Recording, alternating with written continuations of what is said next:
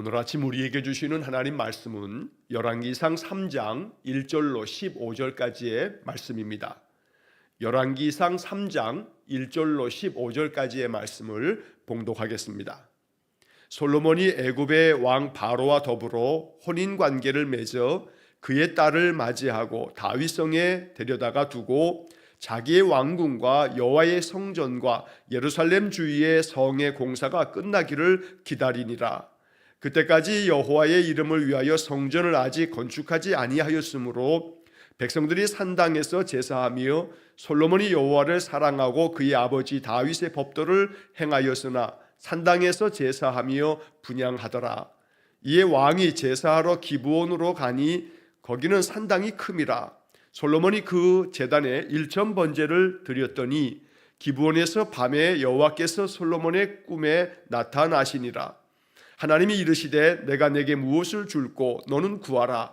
솔로몬이 이르되 주의 종 내 아버지 다윗이 성실과 공의와 정직한 마음으로 주와 함께 주 앞에서 행함으로 주께서 그에게 큰 은혜를 베푸셨고 주께서 또 그를 위하여 이 큰 은혜를 항상 주사 오늘과 같이 그의 자리에 앉을 아들을 그에게 주셨나이다.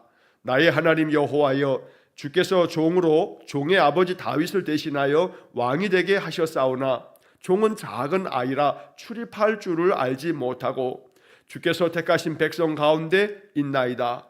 그들은 큰 백성이라 수요가 많아서 셀 수도 없고 기록할 수도 없사오니 누가 주의 이 많은 백성을 재판할 수 있사오리이까. 듣는 마음을 종에게 주사 주의 백성을 재판하여 선악을 분별하게 하옵소서. 솔로몬이 이것을 구하매 그 말씀이 주의 마음에 든지라. 이에 하나님이 그에게 이르시되 내가 이것을 구하도다. 자기를 위하여 장수하기를 구하지 아니하며 부도 구하지 아니하며 자기 원수의 생명을 멸하기도 구하지 아니하고 오직 송사를 듣고 분별하는 지혜를 구하였으니 내가 내 말대로 하여 내게 지혜롭고 총명한 마음을 주노니 내 앞에도 너와 같은 자가 없었거니와 내 뒤에도 너와 같은 자가 일어남이 없으리라. 내가 구하지 아니한 부귀와 영광도 내게 주노니 내 평생의 왕들 중에 너와 같은 자가 없을 것이라. 내가 만일 내 아버지 다윗이 행함같이 내 길로 행하며 내 법도와 명령을 지키면 내가 또 내 날을 길게 하리라. 솔로몬이 깨어보니 꿈이더라. 이에 예루살렘에 이르러 여호와의 언약궤 앞에 서서 번제와 감사의 제물을 드리고 모든 신하들을 위하여 잔치하였더라. 아멘.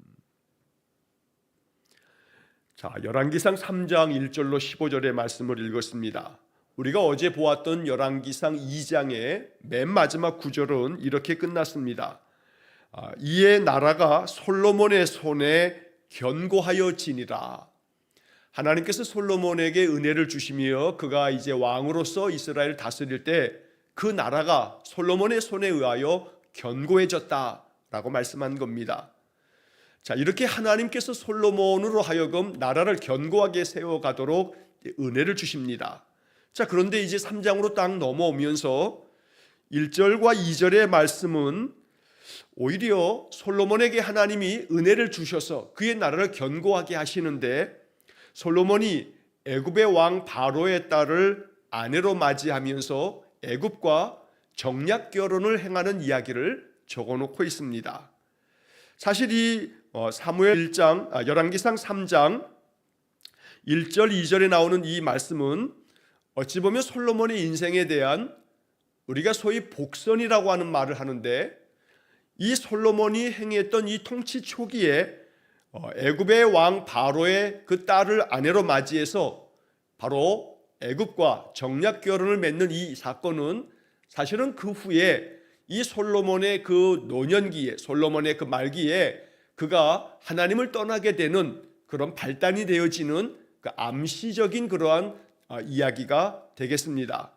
자, 그래서 우리가 이 열왕기상 3장 1절, 2절 이어지는 이 말씀들을 우리가 볼 때 같이 보아야 할 말씀은 열왕기상 11장 1절로 3절까지에 이어지는 말씀입니다. 나중에 열왕기상 11장에서 또 자세하게 살펴보겠습니다만 열왕기상 11장 1절로 3절의 말씀을 잠시 좀 먼저 보면 솔로몬 왕이 바로의 딸 외에 이방의 많은 여인을 사랑하였으니 곧 모압과 암몬과 에돔과 시돈과 헷 여인이라. 자, 솔로몬이 바로의 딸뿐만 아니라 주변의 이방 나라들의 그런 그 사람들의 딸들, 즉 그 왕의 딸들, 공주들을 아내로 맞이하면서 계속해서 주변 나라들과 정략 결혼을 하였던 것입니다. 자, 열왕기상 11장 2절에서는 이렇게 말씀이 이어집니다. 여호와께서 일찍이 이 여러 백성에 대하여 이스라엘 자손에게 말씀하시기를 너희는 그들과 서로 통혼하지 말며 그들도 너희와 서로 통혼하게 하지 말라. 그들이 반드시 너희의 마음을 돌려 그들의 신들을 따르게 하리라 하셨으나 솔로몬이 그들을 사랑하였더라. 하나님께서는 분명히 율법을 통해서, 모세의 율법을 통해서 이방의 족속들과 가나안 땅에 들어가면 저 가나안 족속들과 결코 서로 결혼하지 마라, 통혼하지 말라라고 이렇게 명하셨던 것입니다. 그 이유는 반드시 너희들이 그렇게 이방의 족속의 여인들을 데려다가 그들과 결혼을 하게 되면 그들의 마음을, 너희들이 그들 때문에 너희들의 마음을 이제 그 신들을 따르도록 너희들을 돌려놓을 거다. 그래서 너희들이 결국은 그 여인들로 말미암아 너희들의 마음이 하나님께로부터 돌아서서 하나님 등지고 이방의 우상들을 섬기게 될 거다라고 말씀한 겁니다. 그리고 열왕기상 11장 3절 이어진 말씀에서는 왕은 후궁이 700명이요 첩이 300명이라. 그의 여인들이 왕의 마음을 돌아서게 하였더라. 솔로몬이 이렇게 아내로 맞이했던 이들이 후궁이 700명, 첩이 300명, 즉 자그만치 아내가 1000명입니다. 문제는, 중요한 것은 이 3절, 11장 3절 하반절에 그의 여인들이 왕의 마음을 돌아서게 하였더라. 어떻게 돌아서는 거냐면 하나님에게서부터 마음이 돌아서도록 만들었다라고 이야기한 것입니다. 자, 그래서 다시금 열왕기상 3장으로 돌아오게 되면 이제 솔로몬이 왕으로서 그 나라를 견고하게 다스리도록 하나님께서 은혜를 주시고 계시는데 그가 애굽의 왕 바로와 더불어 혼인 관계를 맺어 그의 딸을 맞이했다. 자, 이 말씀은 사실은 솔로몬의 인생에 있어서 이 부분이 솔로몬의 인생 가운데 이것이 없었다면, 솔로몬이 이방의 여인들을 아내로 맞이하지 않았다면 아마 이스라엘 역사는 또 달라졌을 것입니다. 안타깝게도 솔로몬이 이렇게 바로의 딸과 정략 결혼을 함을 통해서 이것이 시작이고, 그리고 이어서 계속해서 좀 전에 말씀드렸던 11장의 말씀처럼 주변 나라들의 그 여인들을 아내로 맞이하여 1000명에 이르는 후궁과 첩들을 맞이함으로 인해서 솔로몬의 인생이 결국은 몰락해가는 그런 안타까움을 우리가 이 열왕기상에서 앞으로 읽게 될 것입니다. 또 한편 2절과 3절의 말씀에서는 아직까지 여호와의 이름을 위해서 성전이 건축되지 않았기 때문에 산당에서 제사를 했다라고 하는 구절이 나옵니다. 자, 이 2절 하반절에 백성들이 산당에서 제사하며, 이 산당이라고 하는 것은 말 그대로 그저 산 꼭대기, 언덕 꼭대기에 이렇게 제단을 만들어 놓고 바로 가나안 족속들이 자신들의 그 신들, 즉 우상을 섬겼던, 우상에게 제사했던 그곳이 바로 산당입니다. 자, 그런데 아직 여호와의 성전을 짓기 전이기 때문에 그 신들에게 제사 지냈던 그 산당에 가서 하나님 앞에도 그렇게 그 산당 가운데서 하나님께 제사하는 그런 일이 아직도 있었던 겁니다. 그러면서 결국 이것이 이스라엘 백성들을 계속해서 하나님 떠나가게 만드는 그런 원인이 되기도 했습니다. 물론 아직 성전이 지어지기 전이기 때문에 솔로몬도 그 다음에 이어지는 4절 이하의 말씀에서 기브온이라고 하는 곳에 아주 커다란 산당이 있기에 거기 가서 하나님 앞에 예배하는 그런 모습을 우리가 볼 수가 있습니다. 그러나 성전이 지어지고 난 다음에는 이 산당을 다 제거하고 오직 여호와의 성전에서만 하나님께 예배해야 하는데, 그러나 이스라엘 많은 사람들은 산당을 여전히 그대로 내버려 둔 채로 산당에 가서도 그저 하나님께 예배한다 하면서도 또 바알과 아세라와 또 여러 신들 앞에서 제물을 같이 병행해서 드리는 그러한 종교적인 타락을 행하게 되었던 겁니다. 그래서 열왕기상, 열왕기하 계속해서 이 열왕기를 쭉 읽다 보게 되면 하나님께서 남유다 백성들 가운데서 아주 신실한 왕들은 가장 먼저 행했던 그 종교 개혁 중에 산당을 제거하는 일을, 산당을 다 허물어뜨리는 일을 했던 왕들이 몇 명 등장하게 되는 것입니다.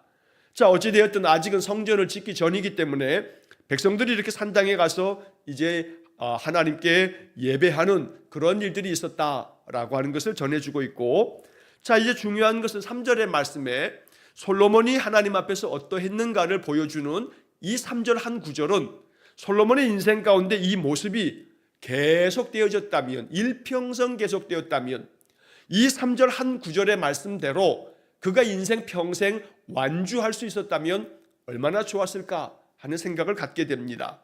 자, 3절 말씀에 솔로몬이 여호와를 사랑하고 그의 아버지 다윗의 법도를 행하였으나 산당에서 제사하며 분향하더라. 아직 산당에서 제사하며 분향해서 하나님께 예배하는 것은 성전을 지어지기 전이기 때문에 중요한 것은 여호와를 사랑하고 그의 아버지 다윗이 늘 하나님의 법도를 따라서 행한 대로 솔로몬이 그렇게 행했다는 겁니다. 이것이 솔로몬의 인생에 평생 계속되어졌으면 하나님은 이스라엘 역사 가운데 나라가 둘로 찢어지는 일도 없었을 것이고 하나님의 역사는 또 다시 새롭게 이스라엘 백성들에게 펼쳐졌을 것입니다. 자, 그래서 이 3절의 그 전반부에 나오는 솔로몬이 여호와를 사랑하고 그의 아버지 다윗의 법도를 행하였다.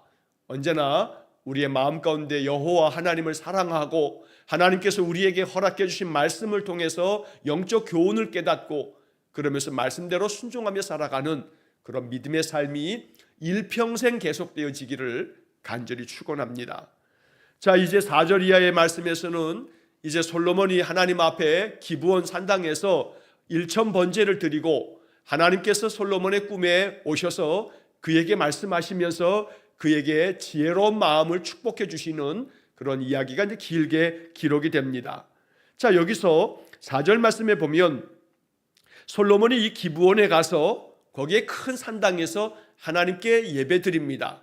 그 예배를 드리는 것을 4절 말씀 하반절에 보면 이렇게 표현합니다. 그 제단에 1천 번제를 드렸더니, 자, 1천 번제를 드렸다라고 말씀합니다. 간혹 이 말씀을 해석할 때 1천 번제라 하는 것은 매일매일 거의 1000일을 드린 거다. 1000일 동안 그렇게 하나님 앞에 번제를 드렸다. 이렇게 1천이라고 하는 이 이야기를 날수로 계산을 해서 그렇게 해석해서 말하는 그러한 사람들도 있습니다. 그러나 사실은 성경학자들은 이 1천 번제를 드렸다라고 하는 것을 매일같이 번제를 1000일 동안 드렸다라고 이렇게 해석하기보다는 1천 번제라고 하는 것은 세번역 성경의 번역을 보면 번제물을 1,000마리가 넘도록 드렸다는 것으로 번역을 해놓고 있습니다. 그러니까 솔로몬이 기브온 산당에서 드린 번제물이 1,000마리가 넘도록 그렇게 번제물을 드렸다는 겁니다. 그래서 대부분의 학자들은 이 1,000마리를 번제로 드리려면 아무리 못해도 거의 그저 7일에서 8일 그 이상이 소요됐을 거다라고 이렇게 말하는 그러한 학자들도 있곤 합니다. 어찌되었든 중요한 것은 이 1천 번제를 드리는 것이 몇 날이 걸렸느냐라고 하는 게 중요한 것이 아니라 이 솔로몬이 전심을 다해서 하나님 앞에 1천 번제, 즉 온 마음과 힘을 다하여 예배드렸음을 우리가 충분히 알 수가 있습니다. 그러니까 이 1천 번제를 드렸다라고 하는 것은 솔로몬의 인생에 있어서 솔로몬은 어떤 사람인가? 그는 하나님 앞에 온전한 마음으로 예배했던 예배자였다라고 하는 것을 말씀해 주는 것입니다. 하나님께서 우리에게 바라고 원하시는 것은 우리가 참 마음으로 하나님을 섬기며 예배하는 것. 그러나 그 예배 또한 우리가 이제 그 이미 앞에서 사울 왕의 이야기에서 살펴본 바가 있는 것처럼 하나님께서 정말로 원하시는 것은 번제보다 듣는 것을 더 원하신다라고 말씀하신 것처럼 순종이 제사보다 낫다라고 말씀한 것처럼 솔로몬이 이렇게 1천 번제를 드리는 이 예배의 삶을 사는 것, 이거 대단히 중요한 겁니다. 그러나 이것이 중요하지만 이것보다 더 중요한 것은 그 예배를 통해서 하나님께 순종하겠다는 결단, 하나님 말씀 앞에 더욱더 단단하게 서서 그 말씀대로 준행하며 살아가는 그런 순종의 삶이 그 속에 담겨져 있을 때 그 예배가 의미가 있고 또 하나님 기뻐하시는 것입니다. 예배는 있는데 예배를 통해서 우리에게 말씀하시는 하나님께 순종하는 삶이 없다면 그러면 그 예배는 마치 하나님께서 사무엘을 통해서 사울 왕을 책망했던 것처럼 우리의 예배가 그저 기름진 그저 제물만 바치는 그런 예배가 되어버리고 말 것입니다. 자, 그래서 오늘 우리는 이 솔로몬의 그 예배의 삶을 마음 깊이 배우면서 그 솔로몬의 예배의 삶뿐만 아니라 그 예배 가운데서 내 마음 가운데 주시는 하나님의 그 마음의 감동을 따라서 날마다 하나님 말씀대로 순종하는 그런 믿음의 삶 또한 우리의 마음에 결단하는 그런 은혜가 있기를 축원합니다. 자, 이렇게 일천번제를 드리는 그때 하나님께서 밤에 솔로몬의 꿈에 나타나셨습니다. 자, 이 5절의 말씀에 여호와께서 솔로몬의 꿈에 나타나셨다라고 말씀합니다. 구약 성경에서는 하나님께서 하나님의 뜻을 나타내시기 위해서 꿈을 사용하셨던 것을 여러 곳에서 우리가 보게 됩니다. 그래서 이 꿈이라고 하는 것이 하나님께서 우리에게 계시해 주시는 하나의 방법으로 성경의 여러 사람들이 경험한 바가 있는 겁니다. 그러나 또 한편 이 말씀들을 문자적으로 우리가 받아들이면서도 또 한편에서는 내가 어떠한 꿈을 꾸고 나면 그 꿈이 하나님께서 무언가를 계시해 준 꿈은 아닐까 그러면서 꿈에 연연하거나 꿈에 너무나 많이 그 마음을 빼앗겨 치중되어진다면 이것은 사실 또 바람직한 모습은 되지 않습니다. 하나님께서 계시의 말씀을 우리에게 허락해 주셨는데 그 계시의 말씀이 허락되어진 것이 기록된 성경입니다. 성경은 하나님의 감동으로 된 것으로 하나님께서 우리에게 주신 계시의 말씀입니다. 충분히 하나님은 성경을 통해서 하나님의 뜻을 우리에게 모든 것을 말씀해 주셨습니다. 그래서 2000년 교회의 역사의 신앙 고백은 우리에게 허락해 주신 이 기록된 성경이야말로 하나님께서 우리에게 주신 모든 계시의 말씀이 담겨져 있다라고 우리가 신앙 고백합니다. 그렇기 때문에 우리가 이 성경 속에 나오는 꿈을 통해서 하나님이 어떤 계시를 들려주시는 말씀을 볼 때 그 당시에 바로 오늘 본문으로 보면 솔로몬에게 꿈에 찾아오셔서 말씀하신 것, 바로 이 말씀을 우리가 마음 가운데 읽으면서 우리가 혹여라도 하나님 내게 어떠한 꿈을 주셨는데 이 꿈이 나에게 이런 것입니까? 그러면서 꿈에 대한 해석을 해가면서 이것으로 인해서 혹여라도 실족하거나 또 이것이 우리로 하여금 하나님의 계시의 말씀보다 앞서는 일이 되어지지 않도록 우리가 항상 또 주의를 기울일 필요도 있겠습니다. 물론 하나님 앞에 꿈꾸기를 기도하는 것은 아름다운 믿음의 모습일 겁니다. 하나님 내 꿈에 주의 사자를 보내시고 하나님 내 꿈에 주께서 오셔서 말씀해 주시고 하나님께서 내 꿈에라도 오셔서 내게 주의 은혜를 부어주시고 주님 오셔서 내 손 잡아주시고 거룩한 꿈을 꾸는 것 아름다운 그러한 소망입니다. 그러나 무엇보다 중요한 기준은 우리에게 주신 이 계시의 말씀 기록된 성경이 가장 온전하며 가장 우리에게 확실하게 허락된 하나님의 계시의 통로가 된다라고 하는 것만큼은 우리의 마음속에 중심의 가장 큰 기준을 삼을 수 있기를 간절히 바랍니다. 자, 이렇게 하나님께서 솔로몬의 꿈에 오셔서 말씀하십니다. 내가 너에게 무엇을 줄고 너는 구하라 말씀합니다. 이때 솔로몬이 하나님 앞에 드리는 말씀이 쭉 길게 이어지게 됩니다. 자, 솔로몬은 하나님 앞에 이렇게 말씀을 드립니다. 내 종, 내 아버지 다윗이, 주의 종, 내 아버지 다윗이 성실과 공의와 정직한 마음으로 주와 함께 주 앞에서 행함으로 주께서 그에게 큰 은혜를 베풀어 주셨고 또 주께서 그를 위해서 이렇게 큰 은혜를 항상 주셔서 그 아들로 하여금 이렇게 왕위를 이어가도록 또 만들어 주셨습니다 라고 고백을 합니다. 자, 여기서 솔로몬은 자기 아버지가 어찌 했는가를 고백합니다. 내 아버지 다윗이 성실과 공의와 정직한 마음으로 주와 함께 주 앞에서 행하였다. 오늘 이 솔로몬이 자기 아버지에 대한 그 회고를 하면서 내 아버지가 이렇게 행하였기 때문에 하나님께서 내 아버지에게 큰 은혜를 주셨고 그 은혜 가운데서 내가 이렇게 왕의 자리에 있습니다 라고 하는 그런 감사의 고백이기도 합니다.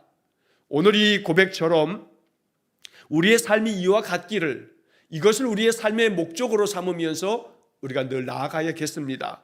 언제나 성실과 공의와 정직한 마음으로 주님과 함께 주님 앞에서 행할 줄 아는, 이것이 얼마나 아름다운 신앙 고백인지 모릅니다. 우리가 예수를 잘 믿는다는 것은 바로 이것을 말하는 것입니다. 언제나 의롭고 바르게, 또 언제나 성실하고 진실되게 정직한 마음을 가지고 주님과 함께 주님 앞에서 살아가는 그런 믿음의 삶을 사는 것, 오늘 이것이 우리의 소망이 되고 우리의 믿음의 행로가 될 수 있기를 간절히 축원합니다. 자, 이렇게 솔로몬이 이야기를 하면서 7절의 말씀에 나의 하나님 여호와여 주께서 종으로 종의 아버지 다윗을 대신하여 왕이 되게 하셨사오나 종은 작은 아이라 출입할 줄을 알지 못하고 주께서 택하신 백성 가운데 있나이다. 그들은 큰 백성이라 수요가 많아서 셀 수도 없고 기록할 수도 없사오니 누가 주의 이 많은 백성을 재판할 수 있사오리까. 자, 이 솔로몬은 겸손한 마음으로 나는 매우 작은 아이라고 이야기합니다. 종은 작은 아이라. 이 작은 아이라고 하는 표현은 다윗이 자기 자신을 아주 겸손하게 일컫는 말입니다. 나는 너무나 작은 아이라 분별할 줄 모르고 어리석어서 어찌할 바를 모를 때가 많으니 내가 어찌 이 많은 백성들을 잘 다스려 갈 수 있겠습니까?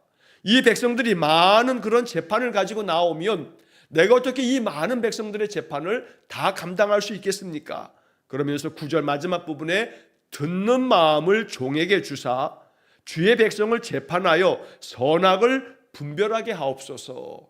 듣는 마음을 종에게 달라라고 솔로몬이 하나님 앞에 이렇게 간청합니다.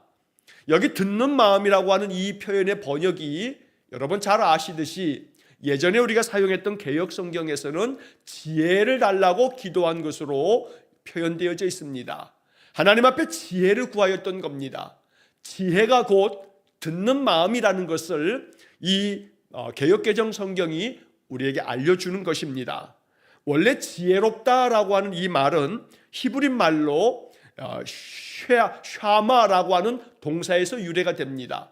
샤마라고 하는 동사에서 지혜롭다라고 하는 그런 말들이 파생되어 나오는데, 이 샤마라고 하는 히브리 말은 원래는 무슨 뜻이냐면 듣는다는 겁니다. 귀를 기울인다. 이게 바로 히브리어 샤마라고 하는 말의 뜻입니다.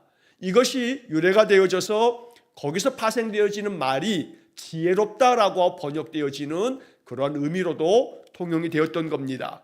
그러니까 솔로몬이 하나님 앞에 지혜를 구했는데 바로 그 지혜는 듣는다, 귀를 기울인다는 말에서 유래가 되었기 때문에 오늘 솔로몬이 하나님 앞에 듣는 마음을 종에게 주셔서 주의 백성을 재판하여 선악을 분별하게 하옵소서라고 이렇게 번역하며 솔로몬의 마음을 우리가 읽게 되는 것입니다.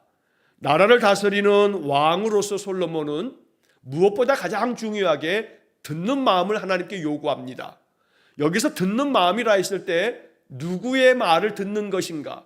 물론 첫째는 하나님의 말씀을 듣는 마음일 겁니다.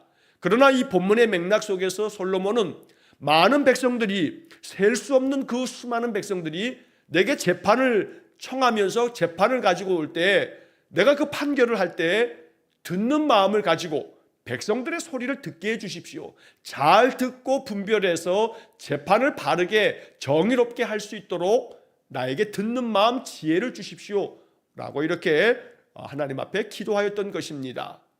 오늘 이것이 우리 개인에게도 필요한 기도가 되고 우리의 소망이 되어야겠습니다.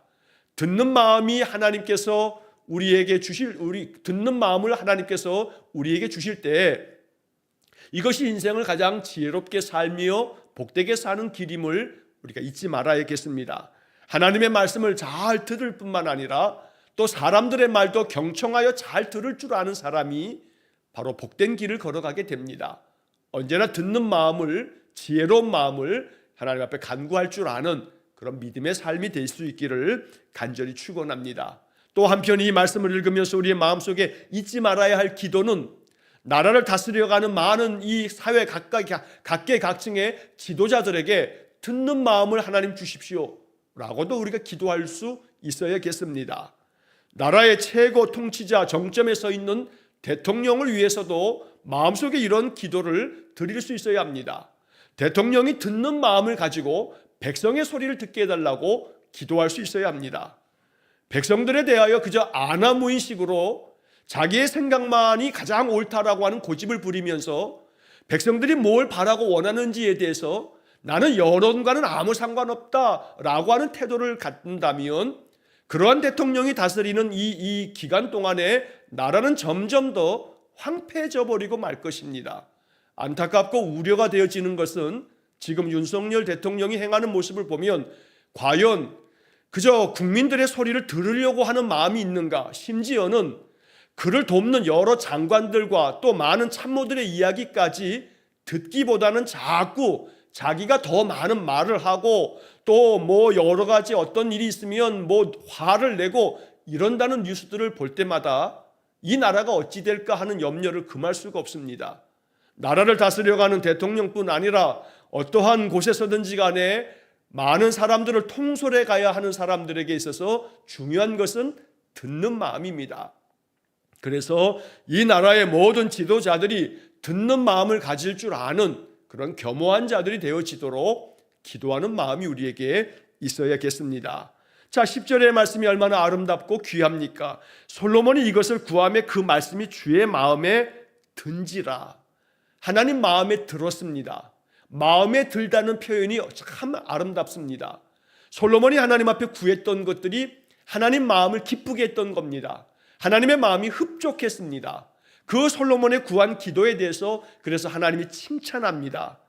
네가 이것을 구하다니, 네가 너 자신을 위해서 장수하기를 구하지도 않고 부귀영화를 구하지도 아니하고 원수의 생명을 제거해달라고 구하지도 아니하고 오히려 백성들의 그 모든 송사, 그 재판을 잘 듣고 분별해서 판결하도록 지혜를 구하였으니 내가 너의 말대로 너에게 지혜롭고 총명한 마음을 주겠다라고 말씀합니다.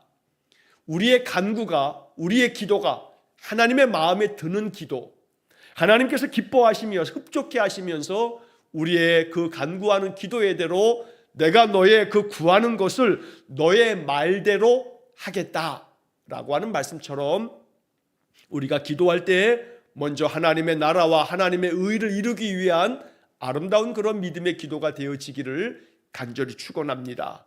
그 외의 것들은 하나님이 더하여 주실 줄 믿습니다. 무엇을 먹을까, 무엇을 마실까, 무엇을 입을까 구하지 않아도 하나님께서는 너희에게 이것들이 있어야 할 줄을 아신다고 말씀합니다. 그래서 먼저 그의 나라와 의를 구하라고 주님께서 말씀하셨던 겁니다. 오늘 본문의 이 이야기에 솔로몬의 구하는 이 내용은 자기 자신을 위한 기도가 아니라 오직 백성들의 그 송사를 잘 듣고 분별할 줄 아는 지혜로운 마음을 구하였기 때문에 하나님 앞에 이렇게 칭찬받고 하나님께서 그 간구하는 기도뿐만 아니라 그 외의 것들도 약속해 주시는 겁니다. 자, 그래서 12절의 말씀에 내 앞에도 너와 같은 자가 없었거니와 내 뒤에도 너와 같은 자가 일어남이 없으리라. 그만큼 하나님이 솔로몬을 높여주셨던 겁니다. 그리고 이제 이어지는 13절 말씀에서는 하나님이 솔로몬에게 보너스로 그가 구하지 않은 것까지도 내가 너에게 주겠다고 약속해 주십니다. 내가 구하지 아니한 부귀와 영광도 내게 주노니 내 평생의 왕들 중에 너와 같은 자가 없을 것이라. 이것이 하나님께서 솔로몬에게 주시는 축복이었습니다. 솔로몬은 백성들을 잘 다스리도록 듣는 마음, 지혜를 달라 했고 하나님은 그 지혜를 구하는 솔로몬의 그 마음이 참으로 아름다워서 그 구하는 것들을 마음에 들어 하시면서 그가 구하지 않은 것도 주시겠다고 약속하고 계시는 겁니다. 이것이 우리의 신앙의 삶의 모습이 되기를 간절히 축원합니다.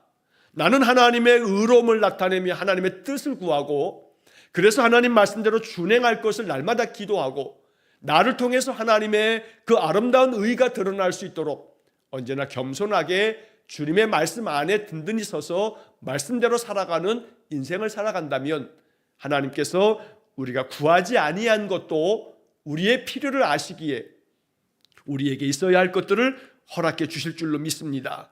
그러나 중요한 것은 이제 그 다음 14절입니다. 하나님께서는 솔로몬에게 분명하게 14절의 말씀으로 그의 마음을 확고하게 붙잡아 두고 계십니다. 14절에 내가 만일 내 아버지 다윗이 행함같이 내 길로 행하며 내 법도와 명령을 지키면 내가 또 내 날을 길게 하리라. 자, 여기서 이 말씀은 분명히 너의 아버지 다윗이 행한 것 같이 내가 너에게 명한 모든 명령과 그 모든 법도를 지키면 너의 날이 장수할 거다.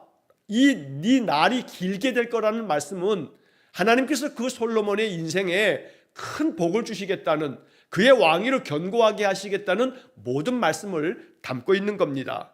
그러니 결국 중요한 것은 아버지 다윗이 그렇게 행한 것처럼 하나님의 길로 늘 걸어가면서 하나님의 법도와 명령을 지킨 것처럼 너도 그렇게 해야 한다.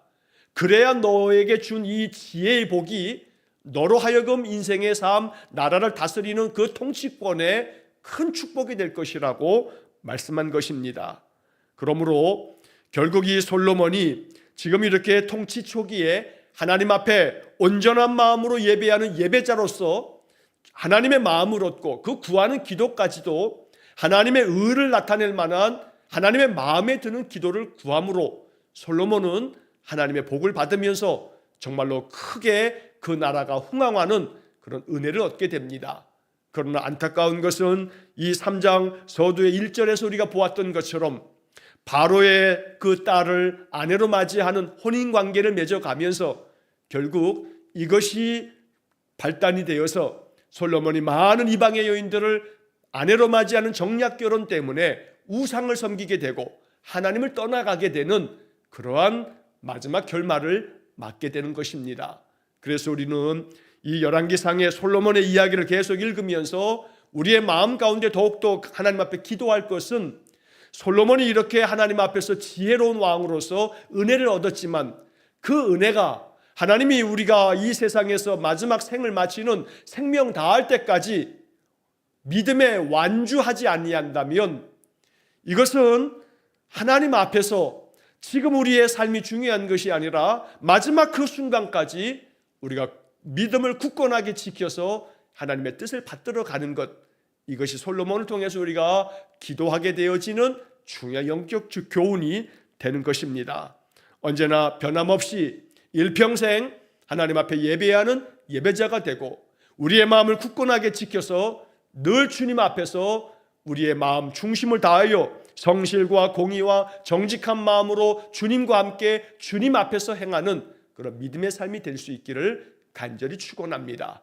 솔로몬이 구한 것처럼 듣는 마음을 구하여서 우리의 신앙의 삶이 하나님의 말씀을 경청할 뿐만 아니라 그 말씀대로 살아가는 청종의 삶이 되어지고 또 우리 주변 사람들의 사람의 이야기도 귀 기울여 경청할 줄 아는 그러한 겸손한 믿음의 삶이 될 수 있기를 주의 이름으로 간절히 축원합니다. 기도하겠습니다. 사랑과 자비가 풍성하신 하나님, 언제나 우리의 신앙의 삶이 말씀을 통해서 교훈을 얻고 그 말씀을 통해서 내가 어찌 살아가야 할지를 깨닫는 귀한 믿음의 사람들 되게 해 주옵소서. 솔로몬이 하나님 앞에 구하였던 것처럼 듣는 마음을 우리에게도 주셔서 하나님의 말씀을 더 깊이 들을 줄 알며 그 말씀대로 청종하는 삶, 순종하는 삶을 살게 해 주옵소서. 그리하여 언제나 우리가 하나님 앞에서 성실과 공의와 정직한 마음으로 주님과 동행하며 주님과 함께 주님 앞에서 살아가는 신실한 믿음의 사람들 되어서 하나님 우리가 구한 것뿐만 아니라 구하지 아니한 것도 허락하여 주시는 솔로몬에게 허락하신 이와 같은 은혜를 우리에게도 허락해 주옵소서. 그리하여 내 마음을 굳건하게 지켜 날마다 하나님과 동행하는 믿음의 삶을 통해서 우리 인생의 삶이 복되고 형통하도록 은혜 내려 주옵소서. 오늘도 한날의 모든 삶을 주님께 의탁하오며 예수님 이름으로 기도하옵나이다. 아멘. 우리 구주 예수 그리스도의 은혜와 하나님 아버지의 극진하신 사랑과 성령의 교통하심이 듣는 마음을 주셔서 하나님 말씀 경청하여 그 말씀 따라 청정의 삶을 통해서 하나님께 영광을 돌리며 내 삶에도 그것이 복이 되어 날마다 구하지 아니한 것도 넘치도록 부어주시는 하나님의 은혜를 더 풍성히 경험키를 간절히 소망하며 간구하는 머리 숙인 귀한 성도들 위에와 저들 가정과 온 가족들 위에 영원토록 함께 하시길 축원하옵나이다. 아멘.